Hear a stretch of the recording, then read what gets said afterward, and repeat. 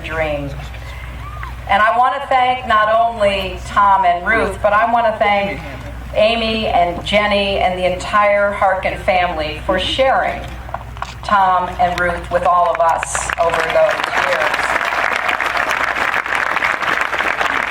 It's also great to be with a lot of friends. I see some special friends, Tom and Christy Vilsack, and I heartily echo what Tom Harkin said about Tom's service as Secretary of Agriculture. He and I worked together. He really likes my book because he's in it. But I also want to thank Christy for her service, and she's carrying that forward at USAID, continuing the work on Feed the Future and a lot of the programs that Tom and I pioneered together.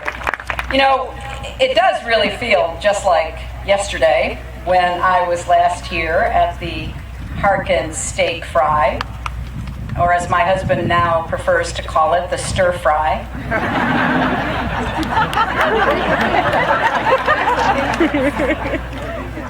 As I recall, there was a young senator from Illinois there at the same time, and I wonder whatever happened to him. Well, it's been 7 years, and a lot has changed. Senator Obama became President Obama. And to my great surprise, he asked me to join his team as a member of his cabinet. So we went from rivals to partners to friends. And sometimes we would even reminisce a little about old days. And let me tell you, he sure loves Iowa. Now, when Tom Harkin called and asked me to come, I have to admit, I wasn't sure what to say. I've got a few things on my mind these days.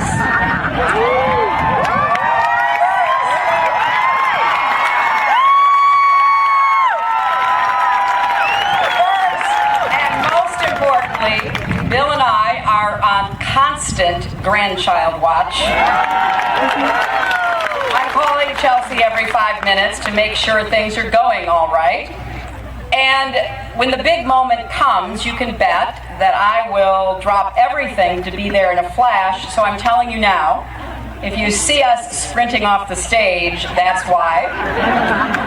And then, of course, there's that other thing.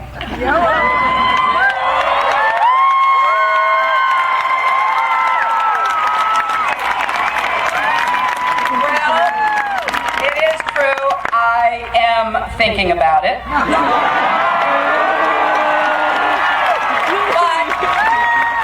But for today, that is not why I'm here. I'm here for the steak. For 4 years as Secretary of State, I was more likely to be eating yak meat in Mongolia, having a great time doing it, but thinking a lot about being back home. And I'm here first and foremost for Tom, for Ruth, and for the great candidates that you have a chance to elect. For Bruce Fraley and Jack Hatch and Monica Vernon, his running mate, for Stacey Apple and Dave Losack and Jim Maurer and Pat Murphy, all of the great candidates that are bearing the Democratic Party stand for. Now, think about it. In just 50 days, Iowans have a choice to make. A choice and a chance. A choice between the guardians of gridlock and the champions of shared opportunity and shared prosperity. A chance to elect leaders who will carry on Tom Harkin's legacy of fighting for hard-working families. I know there are a lot of other things you could be doing on this beautiful afternoon. There are errands to run and kids to watch and television to catch up on, but you're here too. And you're here because something or someone inspired you to get off the sidelines. Now, maybe you want to do your part to strengthen the basic bargain of America. You know what it is. No matter who you are or where you come from, if you work hard and you play by the rules, you deserve the opportunity, the same opportunity as anyone else, to build a good life for yourself and your family. For Tom Harkin, that spark was lit just 20 miles from here in that small town of Cumming, Iowa. For Ruth, it was a small farming town in Minnesota.